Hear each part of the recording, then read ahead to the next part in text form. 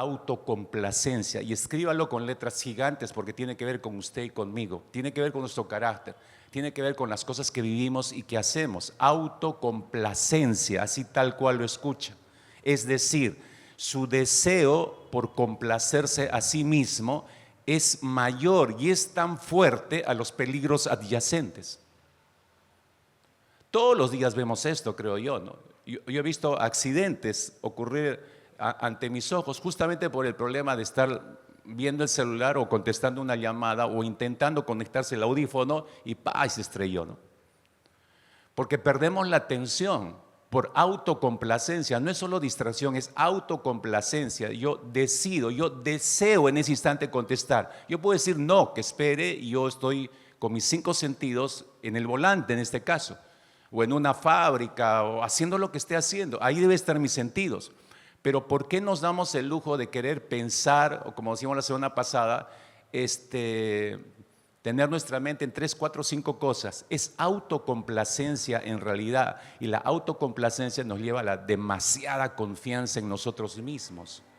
Su deseo de autocomplacerse, contestando, respondiendo, escribiendo, prestando atención a la pantalla del celular, antes de prestar atención a lo que nos exige prestar atención, según lo que hemos observado. Mire, escuche, se realizó un estudio a más de 1,200 trabajadores de una importante empresa eléctrica. La edad promedio de los que se entrevistaron era de 45 años de edad.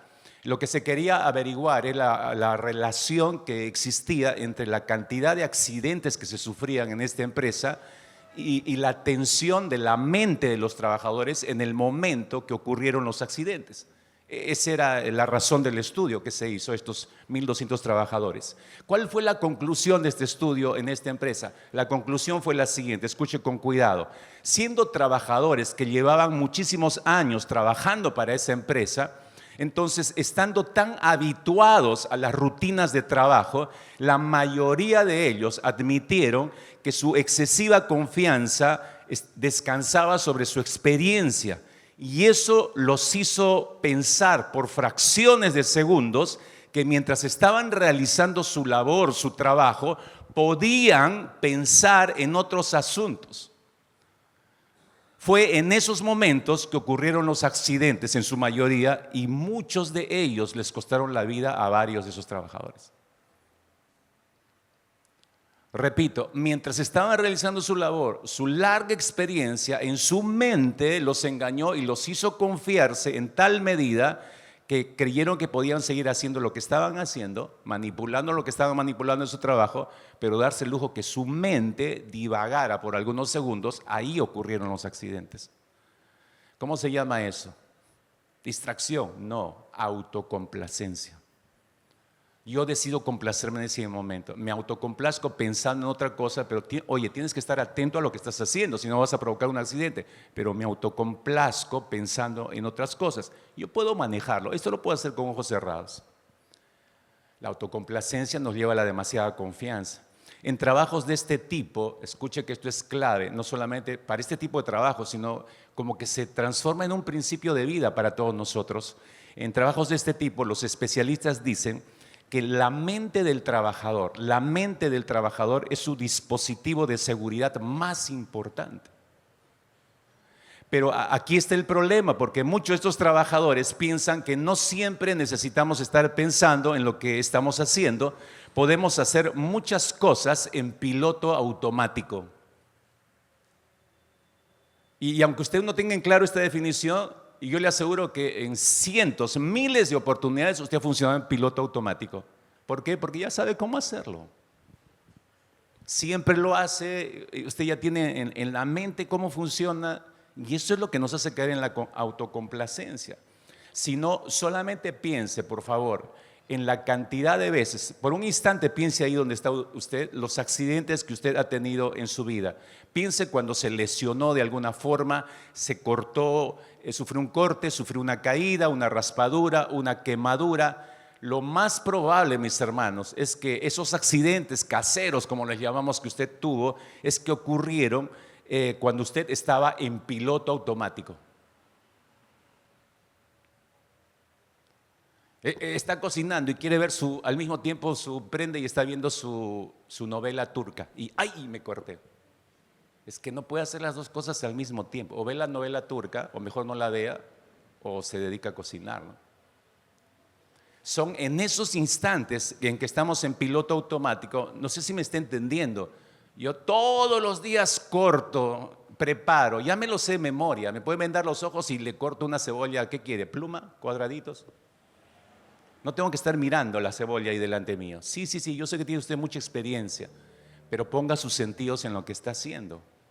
Esas fracciones de segundo en piloto automático nos llevan a engañar a nuestra mente y decidimos pensar en algo adicional en esos instantes, y es ahí donde se coloca nuestra atención, y lo otro es por piloto automático.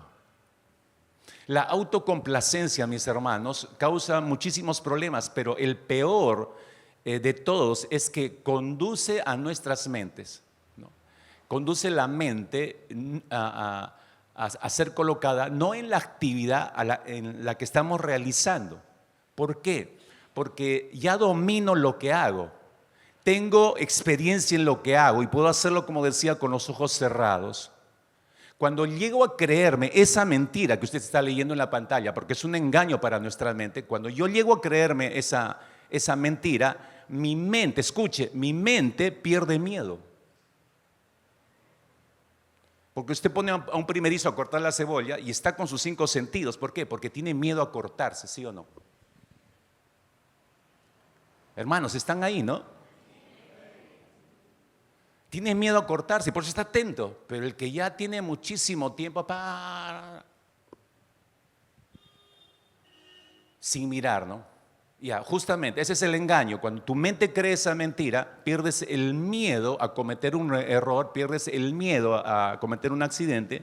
Entonces, una vez que el miedo ya no es una preocupación para nosotros, entonces mi mente puede divagar en cualquier otra cosa, y cuando piensa en cualquier otra cosa aparte, entonces dejamos de poner atención y cuidado en lo que estás haciendo en ese momento.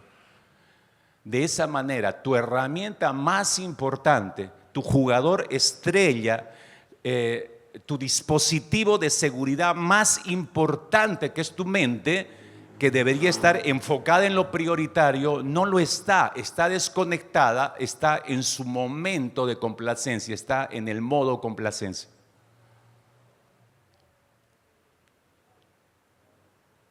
Entonces acá este es un asunto de que tu propia mente puede engañarte. Eso es lo que quiere decir el profeta Jeremías. Engañoso es el corazón más que todas las cosas. No es el corazón el músculo, es la mente. Y perversa, porque te da la confianza, hace que te deposites en tu autocomplacencia y pierdes de vista el miedo en primer lugar. Eso lo trasladas al ámbito espiritual, pierdes el temor a Dios. Cuando perdemos el temor a Dios, hermanos, hacemos cualquier cosa. Me puedo llevar por delante una vida sirviendo al Señor, pero tengo otro tipo de vida detrás. ¿Por qué? Porque ya le perdí temor a Dios. No me preocupa lo que Dios puede hacer. Estoy desconectado en mi momento de complacencia. Estoy desconectado de Dios. Estoy desconectado de la mente de Cristo. Entonces estoy autocomplaciéndome. Ejemplo gráfico para que usted vea qué tan grave es esto. Segunda de Samuel, capítulo 11. Segunda de Samuel, capítulo 11. Los primeros 5 versículos nos dan este panorama terrible de la autocomplacencia, de desconectarte, y mira la tragedia. De hecho, que conoce la historia en la vida del rey David. Dice el verso 1: aconteció al año siguiente, en el tiempo que salen los reyes a la guerra. Eso subráyalo porque es un dato importantísimo. En el tiempo que los reyes salen a la guerra, todos los reyes deberían estar trabajando, encabezando las guerras fuera. Dice que David, el rey David, envió a Joab, el jefe de su ejército, y con él a sus siervos y a todo Israel, y destruyeron a los amonitas y sitiaron a Rabá, pero David se quedó en Jerusalén. ¿Qué hacía ese rey en Jerusalén cuando debería estar trabajando con sus ejércitos? Modo de complacencia, hermanos. Este rey entró en modo de complacencia, se desconectó. Verso 2: Y sucedió un día, al caer la tarde, que se levantó David de su lecho y se paseaba sobre el terrado de la casa real, momento de complacencia para él, relajándose. Ese rey debería estar en el campo de batalla, trabajando, no está. Y vio desde el terrado a una mujer que se estaba bañando, la cual era muy hermosa. Versículo 3. Envió David a preguntar por aquella mujer y le dijeron: aquella es Betsabé, hija de Eliam, mujer de Urías Eteo. Es decir, es casada, su esposo se llama Urías el Eteo. Eso significa, ¿es tan difícil entenderlo, mis hermanos? No. Verso 4. Y envió David mensajeros y la tomó. Vino a él y él durmió con ella. Luego ella se purificó de su inmundicia, se volvió a su casa y concibió la mujer y envió a hacerlo saber a David diciendo: estoy encinta. ¿Habrá más grande tragedia que este adulterio, hermanos? Para el ser humano, para alguien casado, para un matrimonio. Es una tragedia lo que estamos leyendo. ¿Por qué ocurre? Porque este rey no estaba en el campo de batalla, no estaba donde debería estar, no tenía su mente en lo que debería tenerla, entra en su momento de autocomplacencia. Yo ya domino todo esto, entonces que vayan otros a luchar, yo no voy a ir ahora, ¿no? Yo ya sé cómo funciona eso. Joab, hazte cargo del asunto. Y él se pone a divagar en su mente, lo que decíamos hace un instante. Pero no solo empezó a divagar en el techo, sino al hacer eso, ya había perdido todo temor de Dios. Hay primeras miradas que no se pueden evitar. Te encuentras con el pecado no porque lo buscaste, sino porque apareció y está delante tuyo.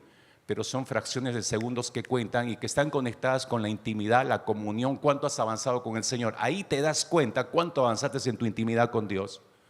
Porque si no eres capaz de desviar la mirada o huir como lo hizo José, entonces ahí te das cuenta que tu disque comunión con el Señor, ¿de qué sirve que vengas todos los domingos al primer culto de la iglesia cuando no vas a tener la capacidad de huir en el momento que la tentación se pone delante? Este rey no pudo. Por eso digo que ya había tiempo atrás, ya había ido perdiendo temor de Dios. Este rey debía haber estado en el campo de batalla, como digo, pero la mente de David entra en el modo autocomplacencia. Su herramienta más importante, su jugador estrella, como decíamos, su dispositivo de seguridad más importante, su mente, que debería estar enfocada en lo prioritario, está desconectada en su momento de complacencia. Y cuando digo que su mente debería estar enfocada en lo prioritario, no pienso necesariamente en el campo de batalla, en el campo de batalla en el campo de batalla, pero confiando en lo que Dios va a hacer en ese campo de batalla. Ahí debería estar depositado el corazón y la mente de este rey. Pero su mente pierde de vista el temor del Señor. Deja de ver, deja de experimentar el temor del Señor. Entonces, mientras se pasea por el terrado de la casa real, su mente, si se da cuenta, está divagando.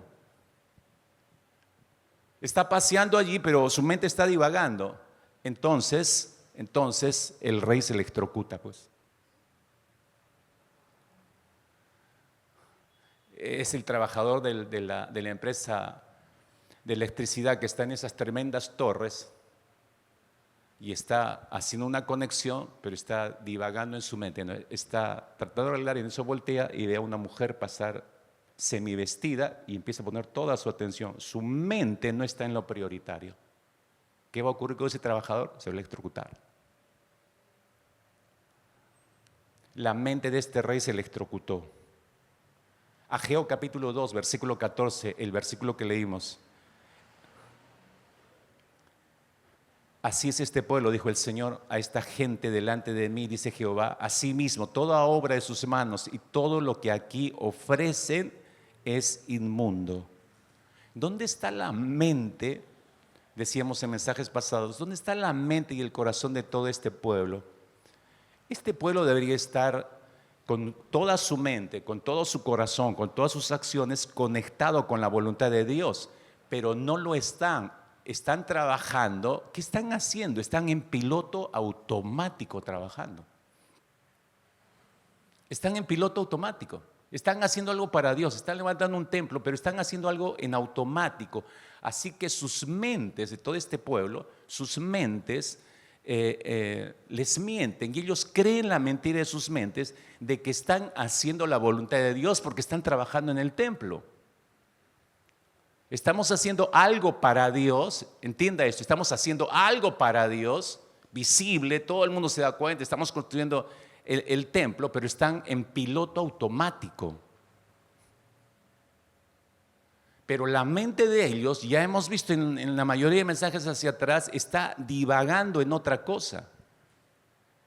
Y si su mente está divagando en otra cosa, no está con los sentidos puestos en la construcción. Ya no les preocupa, en otras palabras, cometer algún error en la reconstrucción. Ya no les preocupa si están agradando a Dios. Ya no les preocupa ni siquiera que Dios se sienta ofendido por el tipo de ofrendas que están presentando en su altar. La mente de todas estas personas está divagando en otras cosas y el temor del Señor no les preocupa en lo más mínimo.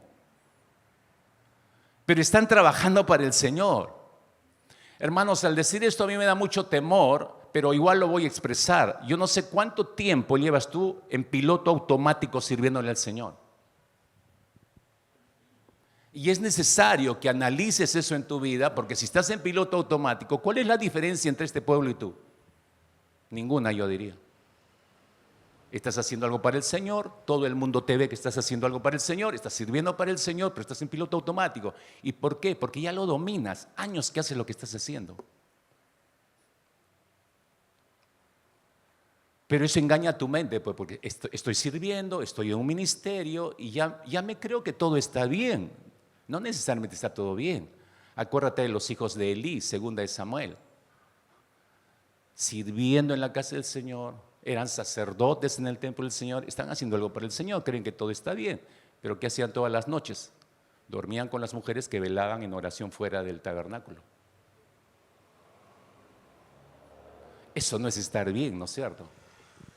Esos jóvenes perdieron temor a Dios. Su mente estaba en autocomplacencia, estaba conectada a una autocomplacencia, pero ellos creían que estaba bien porque estaban en el templo, porque eran sacerdotes y porque estaban haciendo algo para Dios. Hermanos, cuidado con el piloto automático. Cuidado con el piloto automático. La mente de todo este pueblo que debe estar en la reconstrucción con la actitud correcta, la mente puesta en lo que debería estar, no está ahí su mente, por eso se están quejando, por eso están haciendo observaciones, y por eso este versículo 14 dice el Señor, todo lo que me están ofreciendo, asimismo, toda obra de sus manos, no solamente las ofrendas, lea bien, sino dice toda obra de sus manos, todo tu servicio no es el mejor delante de mí, está diciendo el Señor. ¿Hasta qué punto la autocomplacencia, mis hermanos, nos aleja de Dios? ¿Me aleja realmente de Dios la complacencia, la autocomplacencia? Mi respuesta simple sería esa pregunta, sí. De hecho que sí. ¿Qué es la autocomplacencia para que nos quede más claro este asunto, ¿no? Que lo estamos repitiendo? ¿Qué es la autocomplacencia? La autocomplacencia se define como un sentimiento, es el sentimiento de satisfacción por la propia manera de ser o actuar. Me siento satisfecho con lo que yo soy. ¿Y está mal eso, pastor? No, no está mal. En cierta manera, todos nos sentimos autocomplacidos con lo que somos, pero hay una medida, dice el apóstol Pablo. Nadie tenga más alto concepto de sí que el que deba tener, dice en su carta a los Romanos. Esa es la medida de complacencia. Hay una medida de complacencia, pero la línea es delgada. Yo puedo cruzarla en cualquier momento. Entonces, el sentimiento de satisfacción por la propia manera de ser o actuar, de este modo, estamos conformes con quien somos y con lo que hacemos, sentimos que ya somos lo que deberíamos ser y que ya hacemos lo que deberíamos hacer. Ese punto es peligroso. Cuando ya me creo que ya lo logré todo, ahí es donde la autocomplacencia se vuelve en algo nocivo. Regreso a este pueblo que está reconstruyendo el templo, los de Israel. Ellos están diciendo, somos el pueblo escogido de Dios, tenemos una tierra, hemos regresado a nuestra propiedad, tenemos una casa, tenemos una familia, estamos reconstruyendo el templo de Dios, estamos sirviendo a Dios, traemos nuestras ofrendas a Dios, no necesitamos nada más. Estamos conformes con lo que somos, estamos conformes con lo que hacemos, sentimos que ya somos lo que deberíamos ser y eso somos y estamos tranquilos con eso. ¿Para qué queremos más? Los creyentes de hoy en día dicen, yo ya soy un hijo de Dios, soy una hija de Dios, asisto a una iglesia, sirvo a Dios, ya soy salvo, voy seguro al cielo, tengo vida eterna, mi nombre está escrito en el libro de la vida, no necesito más. Lo tengo todo, me siento conforme con lo que soy y con lo que hago. Siento que ya soy lo que Cristo quiere que sea y me siento conforme con esto. Ese punto muerto es peligrosísimo, mis hermanos. No necesito más. A ver, verifiquemos si la Biblia dice que eso es suficiente. Veamos si eso es suficiente. Entonces ya no hagamos nada. Yo creo que algunos creyentes creen esto firmemente, por eso no se involucran absolutamente, después de su conversión y bautismo, no se involucran absolutamente en nada en la vida de una iglesia. En ninguna iglesia. Vayan donde vayan. ¿Por qué? Porque creen esta mentira. Porque se están autocomplaciendo, ya cruzaron esa línea peligrosa, ¿no? Se sienten conformes con quienes son. Ya me gané mi boleto al cielo, no voy a perder mi salvación, me voy derechito al reino de los cielos, ¿no? Y eso es autocomplacencia. Veamos si la Escritura dice que debe ser así. Déjame leerte 3 textos. Segunda de Pedro, capítulo 3, versículo 18 en primer lugar. Dice Pedro: antes bien, creced en la gracia y el conocimiento de nuestro Señor y Salvador Jesucristo. Creced. No dice que te conformes con lo que ya tienes. ¿Qué sabes de la gracia de Dios?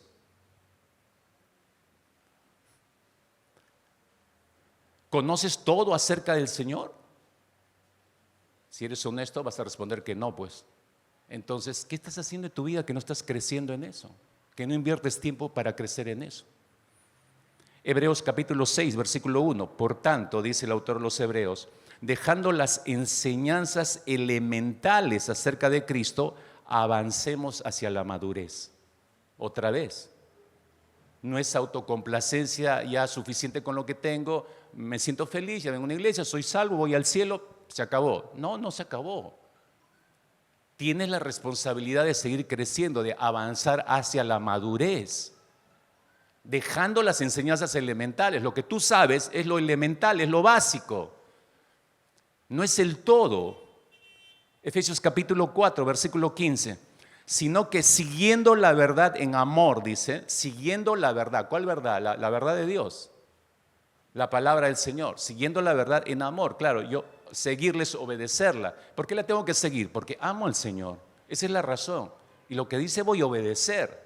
Ese es el punto acá del planteamiento de Pablo. Sino que siguiendo la verdad en amor, crezcamos en todo en aquel que es la cabeza, esto es Cristo.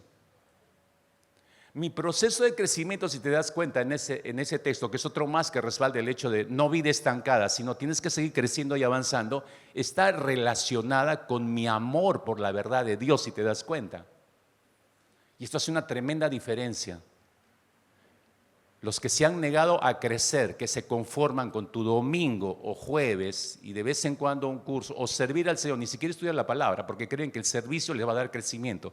Falso, si no estás estudiando la palabra, estás en nada. Ni siquiera tu servicio va a crecer y no es acepto delante de Dios, ojo. Pero todo eso, el proceso de crecimiento está en relación, insisto, con, según este versículo, con mi amor por la verdad. Si yo no estudio la palabra es porque ni me atrae y porque no la amo. ¿Cómo pretendo crecer en todo lo demás, incluyendo el servicio? ¿Cómo pretendo crecer si no estoy amando la verdad? Si no la estoy estudiando, si no estoy aprendiendo, eso es lo que me va a dar crecimiento en realidad. Pero esas relaciones no las vemos tan sencillamente en nuestra mente autocomplacida, hermanos.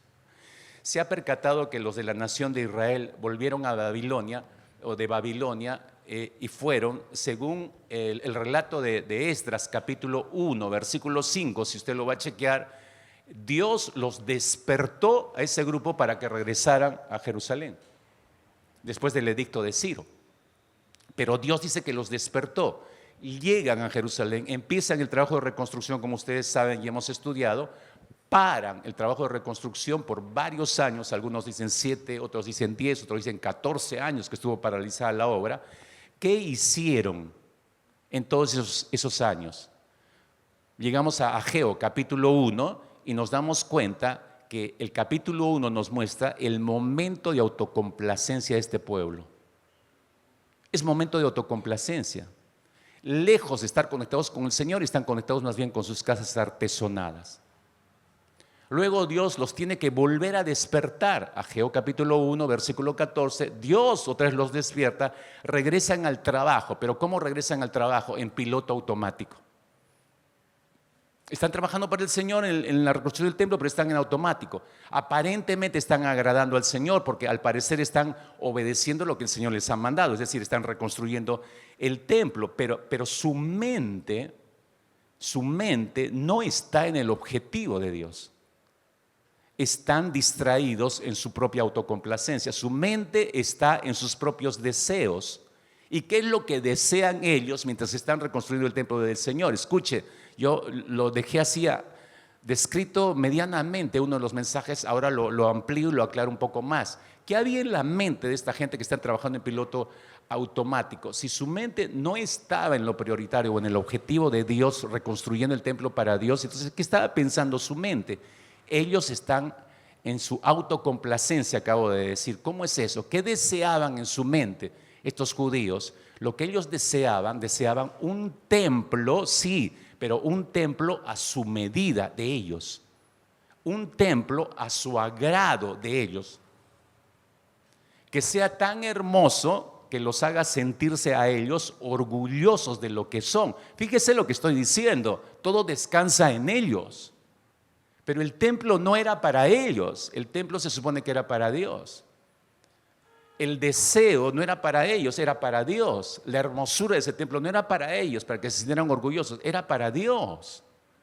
Pero ellos terminan enfocando todo el trabajo para ellos mismos. Quieren un templo a su medida, por eso están refunfuñando y renegando. Y este templo no es nada, el de Salomón era mejor. Por supuesto que sí, pero ¿en quién están pensando? ¿En Dios?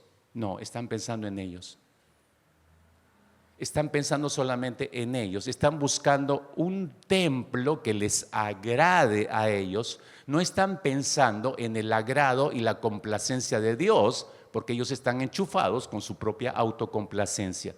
No están trabajando para glorificar al Señor, sino que están buscando y quieren su propia gloria. Por eso están enojados, por eso están desanimados, porque no es lo que ellos quieren, no es lo que ellos desean, no es lo que ellos quieren ver. Y ni siquiera, mis hermanos, le prestan atención a la palabra del Señor y a su presencia prometida, porque si regresamos a Ageo 2, versículo 4, usted ya ha leído ese versículo y siguientes, yo estoy con vosotros, dice el Señor, yo estoy con vosotros, pero ni siquiera le están escuchando eso al Señor. ¿Por qué no oyen a Dios y por qué no lo ven? Porque simplemente ellos están mirando, escúchelo, voy a parafrasear esto con el comercial que dimos al inicio, ellos están construyendo el templo, pero están mirando sus propias pantallas, están respondiendo sus correos, están escribiendo sus propias opiniones y deseos por el WhatsApp, pero están trabajando en el templo, están haciendo en piloto automático, están manejando y están escribiendo el mensaje de texto. Están en automático. Para colmo de males, están tan concentrados en su autocomplacencia que están pensando en ellos mismos, en lo que desean, revisando e intercambiando, como decía, sus mensajes de WhatsApp, mientras están manejando en la reconstrucción del templo, están en ese plano que de pronto se estrellaron contra el altar de Dios. Así como vio al final del video. Ellos están tan ensimismados en lo suyo que de pronto se estrellan contra el altar de Dios. Y digo se estrellan porque crudamente, versículo 14 del capítulo 2, todo lo que me están trayendo al altar es inmundo. Ni cuenta se habían dado de lo que le estaban dando al Señor. Estaban tan concentrados en complacerse en ellos mismos que perdieron de vista la calidad de sus ofrendas que debían presentar a Dios. El que maneja distraído mirando el celular, ¿usted cree que le está dando calidad, atención al momento que debe manejar atento? No. Su mente, como decíamos, está en su autocomplacencia. Y esto nos hace obligadamente reflexionar lo siguiente, mis hermanos. ¿Para quién estamos haciendo lo que estamos haciendo? ¿A quién queremos agradar? Usted de primer plano me va a decir al Señor, pero no, espere un rato, reflexione y medite. ¿Para quién está haciendo lo que está haciendo? ¿Para la complacencia de quién lo está haciendo? Y ahí podría usted descubrir si es muy probable que lo esté haciendo para su propia complacencia y no necesariamente para la complacencia del Señor. No veo a este pueblo buscar agradar a Dios. ¿Qué les impide agradar a Dios? Su autocomplacencia. Pero esto nos lleva a una segunda pregunta en el mensaje, y es realmente, ¿puedo agradar a Dios? ¿Realmente se puede agradar a Dios? Si la autocomplacencia, mis hermanos, me hace mirarme a sí mismo para agradarme a mí mismo, alejándome obviamente del Señor, entonces, ¿cómo es que revertimos todo eso? ¿Cómo cambiamos todo eso? No es complicado en realidad si usted piensa con cuidado. La forma de revertir esto es dejándonos de agradar, por supuesto. Si yo me estoy agradando a mí mismo y no al Señor, ¿cómo revierto esto? Debo dejarme de agradarme a mí para agradar al Señor. Esa es la solución, inmediata, sencilla. Pero entonces ahí es donde surge esta pregunta. ¿En verdad podemos agradar a Dios? ¿En verdad podemos agradar a Dios? Si volvemos a revisar estos 2 escasos capítulos que tenemos de Ageo en nuestras Biblias, te vas a dar cuenta de las reacciones que tiene Dios. Emocionalmente hablando, hay reacciones que vemos que tiene Dios ante esa actitud de complacencia repetitiva de la nación de Israel. Dios quiere corregirlos y ellos siguen en su nota, como decimos. Y allí te puedes dar cuenta del sentir de Dios. En 2 capítulos de Ageo te das cuenta del sentir de Dios. Cómo las emociones de Dios son diferentes. Por ejemplo, frente a la autocomplacencia de Israel, ocupándose de sus casas artesonadas y olvidándose del templo, ¿acaso Dios les aplaude? Fíjese en Ageo capítulo 1, versículo 9. Fíjese la reacción de Dios. Dios les dice, buscáis mucho, halláis poco y encerráis en casa. Miren, Dios dice, yo lo disiparé en un soplo. ¿Por qué? Dice Jehová de los ejércitos, por cuanto mi casa está desierta y cada uno de vosotros corre a su propia casa. Esas expresiones de Dios, ¿tú te das cuenta? ¿Acaso Dios está feliz? ¿Dios está contento con lo que está ocurriendo? ¿Crees que Dios se siente agradado con la conducta autocomplaciente de este pueblo? Este versículo te muestra que para nada. Dios está molesto en realidad. Frente a la autocomplacencia de Israel que los lleva a regresar al trabajo cuando Dios los vuelve a despertar, pero en sus mentes, como decíamos, están en otro lado, lo que a ellos les gustaría tener, un templo más hermoso para ellos, un templo más lindo para ellos, un templo que los llene de orgullo a ellos. Están apasionados por esa situación, por eso están reconstruyendo de mala gana. ¿Qué siente Dios frente a esa forma de servicio y trabajo? Ageo capítulo 2, versículo 14, regresamos una vez más. Así es este pueblo, está hablando Dios, y esta gente delante de mí, dice Jehová, y asimismo toda obra de sus manos y todo lo que aquí ofrecen es inmundo. ¿Tú dirías que Dios está aplaudiendo, agradado, contento, gozoso de que ellos están haciendo esto? No, el versículo te muestra claramente que no está agradado con la conducta de este pueblo. Te doy esos 2 ejemplos nada más en Ageo para que te des cuenta cómo las emociones de Dios cambian. ¿Cómo es que podemos agradar a Dios? Regreso a la pregunta. ¿Cómo podemos agradar a Dios? Y digo que la pregunta aparentemente no es tan sencilla, porque acá hay un problema teológico para algunos probablemente. ¿Por qué? Porque podemos tener la impresión de que buscar nosotros, ya salvos, ¿no? Hijos de Dios, iglesia del Señor, buscar agradar a Dios puede ser una motivación no bíblica. ¿Por qué estoy diciendo esto? Porque muchos tienen en claro, nosotros ya fuimos justificados en Cristo Jesús de manera completa, ¿sí o no, hermanos? ¿Está usted seguro de eso? ¿Estamos completamente justificados en Cristo Jesús? Sí, por supuesto que sí, ¿no? Romanos capítulo 5, versículo 1, ¿no? Estamos completos en Cristo Jesús. Entonces, alguien podría aumentar a esto. Bueno, la Biblia dice que también somos aceptos en el amado. Hemos pasado a ser la familia de Dios, somos hijos de Dios, aceptamos a Cristo, nuestro Señor y Salvador, y todo eso se ha producido, tenemos el Espíritu Santo. Entonces, si ya hemos sido justificados por completo, si ya somos aceptos delante de Dios, no tenemos que hacer nada en absoluto para buscar el agrado de Dios, porque ya está todo dado. Entonces, por ahí podría existir el pensamiento, agradar a Dios, eso más me huele a mí que debemos hacer buenas obras para ganarnos el agrado de Dios. Pastor, ¿está hablando acerca de eso? No, para nada. Porque ya estamos completos en Cristo, sí. Nosotros no tenemos que hacer nada para ganarnos ni el amor, ni la gracia, ni el perdón de Dios, porque ya todo nos los otorgó en Cristo Jesús. Porque si yo hiciera algo para ganarme el perdón de Dios, estoy haciendo obras. Y la salvación es por obras. Si yo estoy haciendo algo para ganarme más del amor de Dios, estoy desdiciendo la verdad bíblica que dice que en nuestro corazón ha sido derramado el amor de Dios cuando vino el Espíritu Santo sobre nosotros. Entonces, no es en ese concepto de agrado que me estoy refiriendo. Estamos completos, insisto, en el Señor.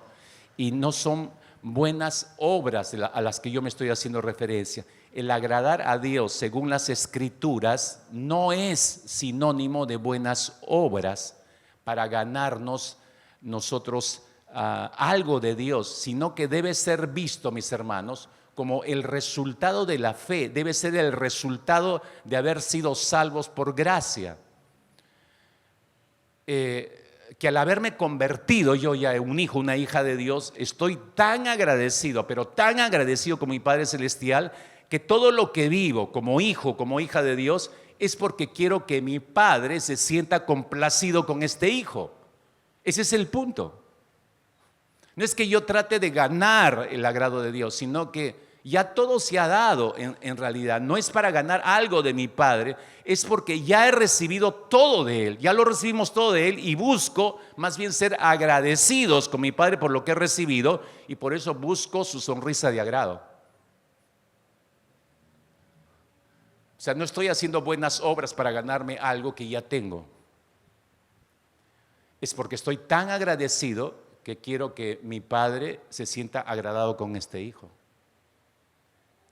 ¿Cómo logramos hacer eso, mis hermanos? ¿Cómo lo hago? Esta es una parte, como yo suelo decir, es como un cabo suelto o como un gran vacío en la vida de los creyentes. Y por eso no tienen una vida no solamente agradecida para con el Señor, sino que siguen planteándose buenas obras, comportarse mejor para ganar el perdón, la gracia, el amor de Dios o recuperar el amor de Dios. Siempre están moviéndose en ese plano. Cuando ya tienen todo eso, no tienes que hacer nada para ganar eso. Ya Cristo lo ganó por nosotros en la cruz. Entonces, pero ¿cómo muestro mi gratitud y cómo hago para que mi Padre esté complacido conmigo como hijo o como hija? Bueno, no es una cosa, habría muchísimas. Yo te voy a nombrar algunas de estas. Espero que más que sean de bendición se vuelvan en algo práctico para ti y tú empieces a aplicarlo en tu vida. Entonces no estás haciendo buenas obras, estás obedeciendo nada más la palabra. Por ejemplo, Colosenses capítulo 1, versículo 10, dice Pablo, para que andéis como es digno del Señor, agradándole en todo, llevando fruto en toda buena obra y creciendo en el conocimiento de Dios. Eso significa, Pablo está diciendo que los que dan buen fruto, todos los hijos e hijas que dan buen fruto en toda buena obra y crecen en el conocimiento de Dios, son agradables a Dios. Si tú te preocupas en crecer en el conocimiento de Dios y en el fruto de obras, que es resultado de la salvación, hacer buenas obras, producto de tu salvación, eso le agrada a Dios. No que estás ganándote el agrado de Dios, sino que produces en tu Padre agrado. Es como cualquier papá, mamá, me siento orgulloso por este hijo porque realmente es responsable, estudioso y tú te gozas con ese tipo de hijo o de hija. Te entristece lo que es contrario, un hijo vago, un hijo que no hace nada. no valoran, me esfuerzo para trabajar, para tener una educación y me engañas, me dices que vas a la universidad y no vas, etcétera, etcétera. Ustedes me entienden, papá, porque la han pasado, ¿no? Romanos capítulo 12, versículo 1, es un versículo conocidísimo, dice: así que, hermanos, os ruego por las misericordias de Dios que presentéis vuestros cuerpos en sacrificio vivo, santo, agradable a Dios, que es vuestro culto racional.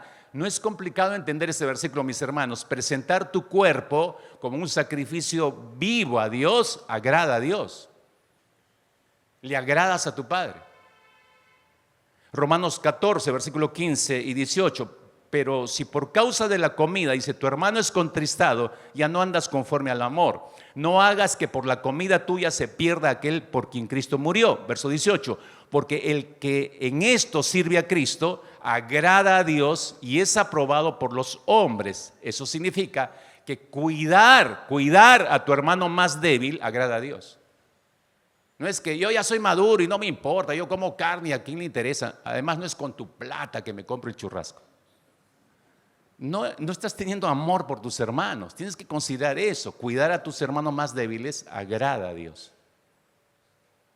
Primera de Tesalonicenses capítulo 2, verso 4. Sino que según fuimos aprobados por Dios para que se nos confiase el evangelio, así hablamos, dice Pablo, no como para agradar a los hombres, sino a Dios que prueba nuestros corazones, hermanos. Enseñar la palabra de Dios correctamente, la verdad de Dios, agrada a Dios. Agrada a Dios. ¿Por qué me esmero cada domingo para preparar largamente cada mensaje? Porque no es que yo quiera agradarles o impresionarlos a ustedes, hermanos. Es por este versículo, porque estoy buscando agradar a Dios. Si yo buscara agradar a los hombres, yo no les predicaría nada de esto, hermanos. Me hago un simple estudio psicológico, qué es lo que necesitas, y te doy en la yema de tu gusto.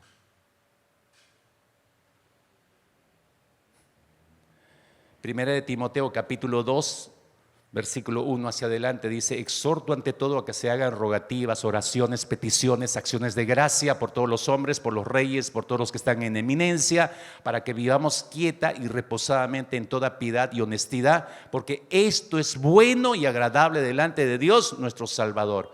Orar por nuestras autoridades y gobernantes, fueren los que fueren, mis hermanos, eso agrada a Dios. Eso agrada a Dios. Primera de Juan 3, verso 22, dice Juan: y cualquier cosa que pidiéramos la recibiremos de Él, porque guardamos sus mandamientos y hacemos las cosas que son agradables delante de Él. Cumplir los mandamientos del Señor agradan a nuestro Padre.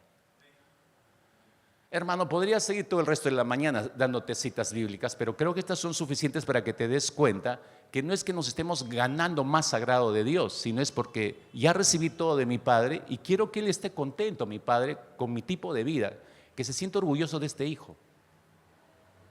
Espero que ese sea el deseo de tu corazón y que esto te clarifique tu mente en tu forma de vivir, tu estilo de vida. Me parece, mis hermanos, que muchos, como la nación de Israel, han olvidado que Dios es una persona, no es una energía eléctrica que ahí está fluyendo en el aire. No, es una persona. Y han olvidado que es una persona y que nuestra relación con Él como Padre no es una relación fría, mecánica y sin afecto. No lo es, mis hermanos. Me temo que hay muchos creyentes que han olvidado que Dios no es indiferente a nuestro pecado y a nuestra obediencia. Es por eso, mis hermanos, que la Escritura dice que podemos entristecer al Espíritu Santo. Si fuera una energía, tú no entristeces a la electricidad, tú no entristeces al aire. Pero creo que hemos olvidado que el Padre y el Espíritu Santo son personas igual que Cristo Jesús.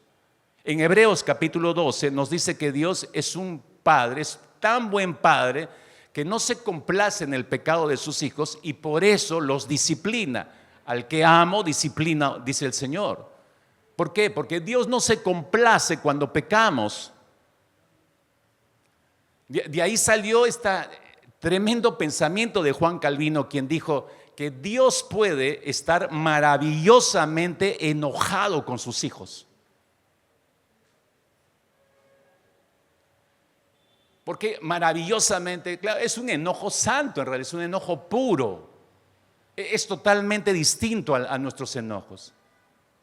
Si piensas por un momento, por favor, te darás cuenta que podemos estar pensando en este preciso momento que estamos escuchando esto, que tenemos que complacer a Dios con nuestra obediencia para que Él me ame y para que Él me bendiga. Ese es un pensamiento errado en el mundo evangélico hoy en día. Repito, tengo que complacer a Dios con mi obediencia para que Él me ame y me bendiga. Si tú piensas así, estás desdiciendo el evangelio. Más bien deberías razonar de la siguiente manera. Deberías decir: he sido perdonado. Ya ocurrió eso en la cruz. He sido perdonado, estoy totalmente absuelto, el Señor es mi justicia, estoy plenamente justificado y adoptado en la familia de Dios por toda la eternidad, y no hay nada que yo pueda agregar a todo lo que Cristo hizo por mí, así que estoy ansioso por complacer a mi Padre y vivir plenamente para Él. ¿Te das cuenta? Son dos cosas distintas, absolutamente distintas. Y volviendo a la nación de Israel, ¿cómo es que ellos podían revertir el desagrado de Dios? Obviamente haciendo lo correcto, hermanos, dejándose de agradar, como decía, agradar al Señor. ¿Y cómo lo iban a lograr? Valorando la palabra, valorando la presencia del Señor, colocando a Dios en el centro de sus meditaciones, sirviéndole para complacerlo a Él y no a ellos mismos, presentándole las mejores ofrendas sobre su altar, levantando su templo para que Él sea honrado y glorificado con una sana actitud de corazón. Eso tenían que hacer. ¿Cómo nosotros, tú y yo, podríamos cambiar la tristeza del Espíritu Santo a causa de nuestros pecados, hermanos? Que es la misma situación. ¿Cómo podríamos cambiar la tristeza del Espíritu Santo? ¿Cómo podríamos cambiar el desagrado de Dios cuando asumimos una actitud de rebeldía y empezamos a actuar en contra del mismo Dios? Solo hay una forma, mis hermanos, otra vez con letras gigantes en tu libreta punta. ¿Qué es lo que debemos hacer? Arrepentirnos. ¿Cómo revertimos todo esto? Arrepintiéndonos verdaderamente. ¿Y cómo reacciona Dios frente a nuestro arrepentimiento? ¿Se produce algún cambio emocional dentro de Dios cuando nos arrepentimos? Es más, nuestro arrepentimiento, hermanos, modifica el estado de placer interno de Dios con su creación, con el hombre o la mujer. Leamos Lucas capítulo 15 para desentrañar esta última pregunta, sobre todo. Lucas 15, versículo 7. Así cierra Jesús su narrativa de la parábola de la oveja perdida. Así la termina diciendo: os digo que así habrá más gozo en el cielo por un pecador que se arrepiente que por 99 justos que no necesitan de arrepentimiento. Así termina la famosa parábola de la oveja perdida. La encontró, la que estaba perdida, el Señor la encontró. Pero en ese mismo capítulo te das cuenta que hay 3 parábolas continuas. Luego, si te percatas ahí, espero que sigas en Lucas 15 en tu Biblia, cuando termina de narrar la siguiente parábola después de esta, la parábola de la moneda perdida. Así termina la narrativa de la parábola de la moneda perdida. Lucas 15, versículo 10. Así os digo que hay gozo delante de los ángeles de Dios por un pecador que se arrepiente.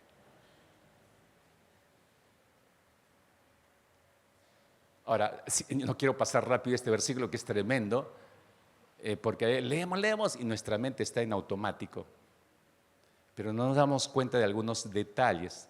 Solo voy a mencionar esto por si estás en piloto automático, ¿ya? Vuelve a releer este versículo que es riquísimo y te vas a dar cuenta de este detalle en el texto. ¿Quién está en la presencia de los ángeles? Porque dice, así os digo que hay gozo delante de los ángeles. No dice que los ángeles son los que se gozan. Dice, hay gozo delante de los ángeles de Dios por un pecador que se arrepiente. ¿Quién está en la presencia de los ángeles y delante de los ángeles? Dios. Entonces eso significa que es Dios el que se alegra, es Dios el que se goza por el pecador arrepentido. No digo que los ángeles están enojados por ver, ay, qué rabia, que este se arrepintió, ¿no? Este no merece nada. No, obviamente se goza, pero el énfasis del texto está en la persona de Dios. Es más, la siguiente parábola, si te das cuenta, en ese mismo capítulo 15 de Lucas, es la famosa parábola del hijo pródigo. Está en la secuencia, si te das cuenta, en ese mismo capítulo. Pero lo interesante es que en la secuencia de la parábola del hijo pródigo, termina la parábola de una manera inusual, no como las dos anteriores parábolas. Es decir, no termina la parábola del hijo pródigo como las dos anteriores, diciendo que hay gozo en los cielos o delante de los ángeles porque porque el que estaba perdido se halló. No dice mostrando así el gozo que hay delante de los ángeles. No termina diciendo así la parábola, pero sí muestra el gozo de Dios. En esta parábola del hijo pródigo, más bien da más detalles es más descriptivo acerca del estado emocional del padre del hijo pródigo. Y tú sabes, en esa parábola, el padre es Dios. Pero es más descriptivo para mostrarnos las emociones del padre. Personalmente creo que esta parábola está colocada allí para revelarnos el sentir del Padre Dios para con el pecador arrepentido. Para mostrarnos cómo es que nosotros, escúcheme, cómo es que nosotros, los hijos arrepentidos, podemos modificar el estado de placer de Dios con su creación, es decir, con el hombre o la mujer. En realidad podemos modificar el placer interior del Padre. Cuando este hijo se arrepiente de verdad, hay una modificación en el sentir del Padre en su corazón. ¿Cómo responde el corazón de Dios? Déjame ayudarte a ver esto rápidamente. Lucas capítulo 15, versículo 20. Fíjate todos los detalles en este versículo. Dice, y cuando todavía estaba lejos el hijo pródigo, su padre lo vio, sintió compasión por él, corrió, se echó sobre su cuello y lo besó. Observe las emociones del padre allí. Percátese de las emociones muy fuertes del padre. Mira, lo desgloso rápidamente. Primero, te muestra que es un padre que siempre está mirándonos, aunque estemos lejos. Su mirada no ha sido retirada de nosotros. Y eso muestra sus emociones, le intereso. Hay un sentir hacia mí de ese padre. En segundo lugar, es un padre que siente compasión. Eso significa que Dios siente emociones por mí. Mi padre siente emociones por mí. No es alguien frío, mecánico, no es un ente, no es una electricidad, no es un aire, no es una persona que siente. En tercer lugar, es un padre que no puede esperar para estar cerca de mí, sino que corre hacia su hijo. ¿Por qué? Porque está emocionado por el regreso de su hijo. Son emociones que nos hacen notar de este padre. En cuarto lugar, es un padre que no puede contener su abrazo, va por encima de las palabras de perdón del hijo. ¿No te acuerdas? Padre, he pecado contra ti. A él no, casi como que no le está escuchando, está colgado del cuello de su hijo besándolo. Es intensa sus emociones cuando está abrazándolo al hijo. Por último, en quinto lugar, es un padre que nos besa a pesar que lo hayamos rechazado, de que hayamos desperdiciado sus dones, a pesar de estar sucios y oliendo a cerdo. Su beso expresa todas las emociones para con su hijo. Y no queda otra, estamos como derretidos en los brazos de él y solo decimos, me ama. A pesar de lo que soy, me sigue amando. ¿Lo puede ver? Ante el arrepentimiento de su hijo, este padre cambia su sentir. Sus emociones expresan, todas sus emociones están a flor de piel. ¿Te das cuenta aquí en este solo versículo? Permíteme acercarte un poco más al corazón de nuestro Padre Dios para que puedas apreciar lo que nuestro Padre Celestial es capaz de sentir y de reaccionar ante nuestros cambios de conducta, ante nuestros cambios de estilo de vida.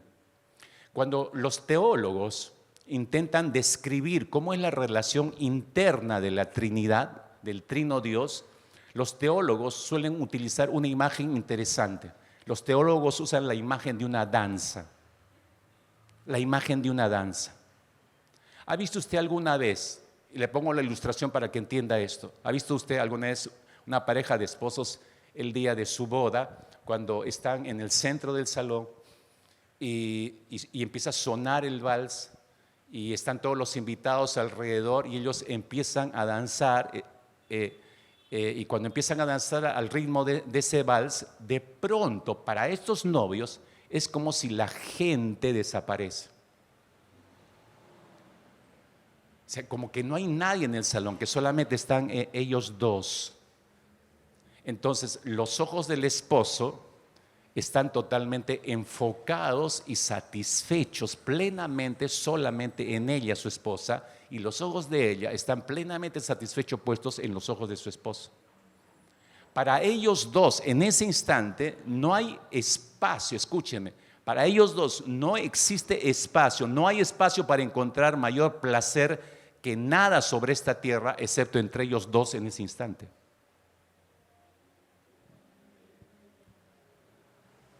Es que en ese tiempo mi pastor era delgadito, no alto, esbelto, ahora está panzón, pelado. Y ya como que, sí pues, pero tú sabías que eso iba a ocurrir. ¿O qué creías? Que siempre iba a ser el príncipe encantado, ¿no? Pero no existe nada más en ese instante. O sea, todo desapareció para esa pareja de novios. Me gustó esta fotografía porque usted se da cuenta, para ellos no existe nadie alrededor, ni siquiera el fotógrafo, nada. No es una postura para fotografía, ojo, esto es algo improvisado del momento, pero ellos están ensimismados el uno para con el otro.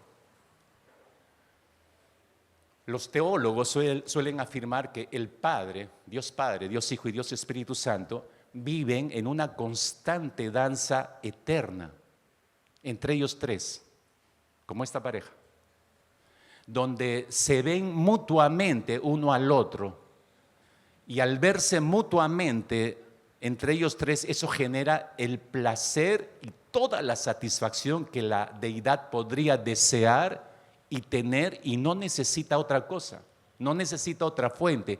Ellos mismos son la fuente de su placer.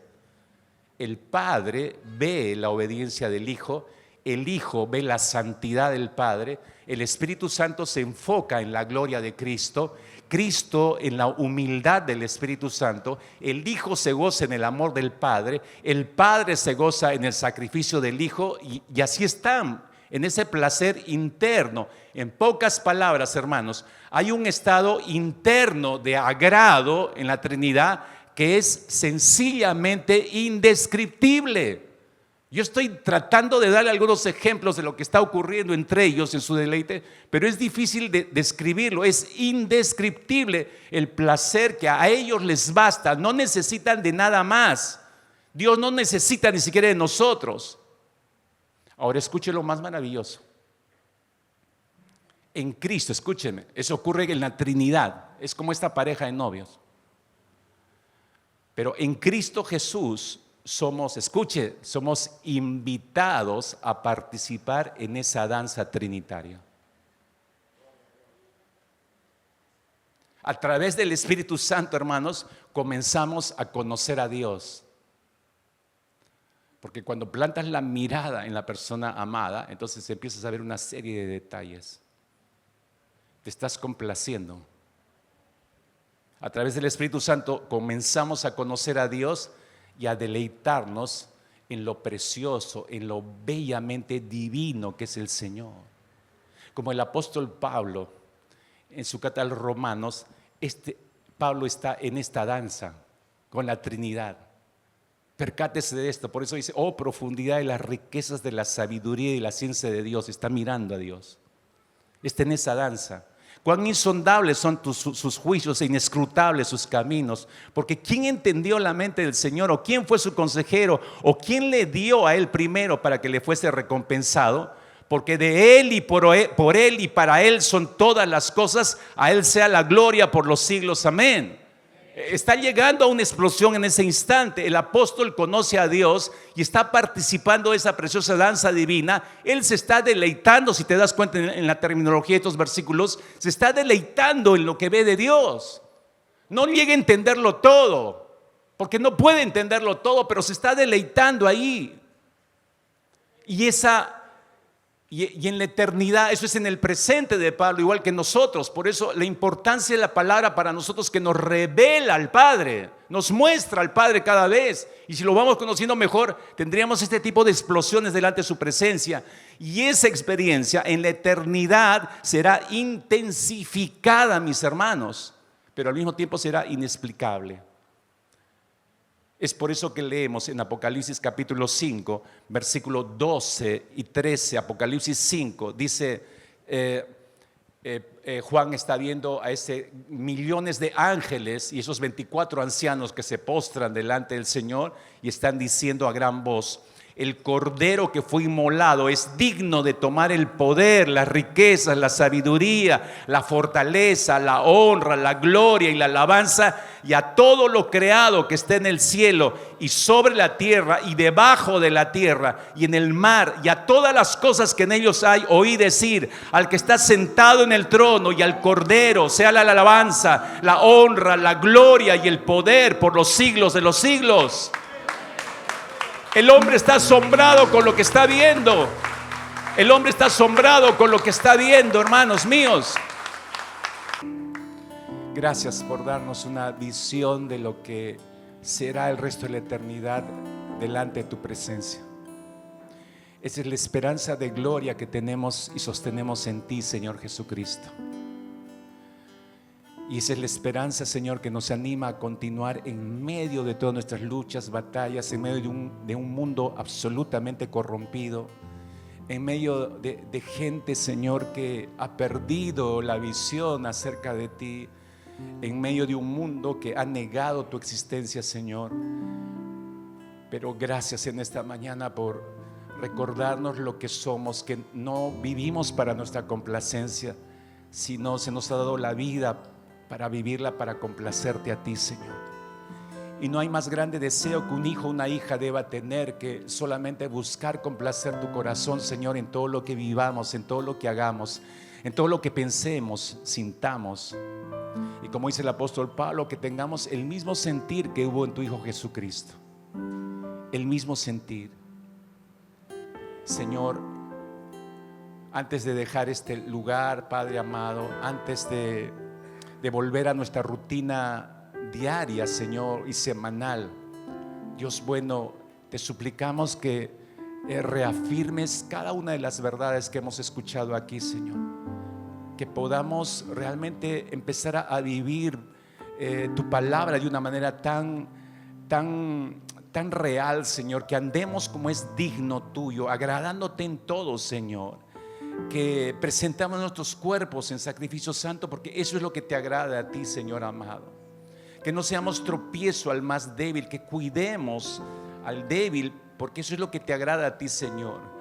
Que nos confiemos plenamente en tu evangelio y lo prediquemos tal cual, porque eso te agrada a ti, Señor. Que oremos por nuestras autoridades y todo nuestro entorno, porque eso es lo que te agrada a ti, Señor. Que aprendamos a ser piadosos, aún para con los nuestros, nuestra familia y los que no lo son, Señor, porque esto también te agrada a ti, Señor amado. Gracias, buen Dios. Gracias por lo que has mostrado y propuesto en nuestro corazón en esta mañana.